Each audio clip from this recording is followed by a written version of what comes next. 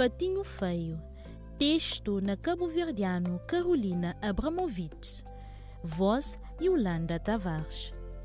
Num parmanhã bonito do outono, Mai Pato constrói sininho perto de lago e começa a tachoca. Depois de 33 dias, 5 de 6 ovos quebra e filho nasce. Tudo bonito e sã de saúde. Bichos de mato, baiun de Mai Pato e se filho e esfla. Forte patinhos bonito, tom amarelo, já se te prende nada já. Mas ainda tem bom ovo que cabre. É que vinga? Es pergunta companheiro. Mãe, preocupado e esperançoso, continua a tachoca. Finalmente casca quebra e nasce um ave diferente de que as outras. É que temba mesmo cor, nem mesmo graciosidade que se irmãos. Família achal estranho. Quá, quá, quá. Aquele patinho é cinzento? Patinho desguetos? Patinho feio? Coitadinho, era sempre excluído. E te sentia triste e solitário. E se te sofrer bateu e resolve fugir. E nada de permanhã te socorro ficha. E busca um cão onde pode casar. Dentro no tinho, Patinho chega um lago cheio de pato marreco.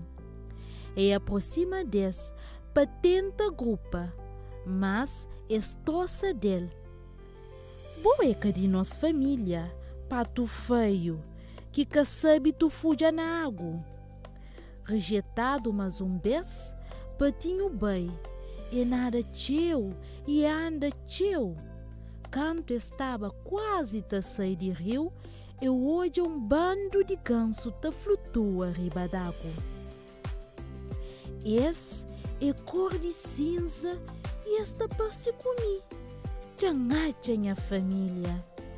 Mas gansos corre com ele, com o seu rebuliço. Nunca crê estranho na nossa cal. Patinho desprezado nunca quer desistir. Temente te buscava-se família e beita cria, e se pluma beita fica mais grande. Num dia, chega num lago tamanho, onde te viveva aves com pescoço comprido na forma de letra S, com pluma branco e cheio de elegância. Que as aves recebeu direito, então resolve ficar com eles durante todo o inverno. Eles cuida dele e eles amam. No início de primavera, num parmanhã, Patinho corda com grande estrebelim. Forte pluma bonito, que beleza! Sem acredita na elogio e jobe para se reflexo na água e entende que pertence àquela família. Na verdade, Patinho Feio era cisne mais bonito de tudo.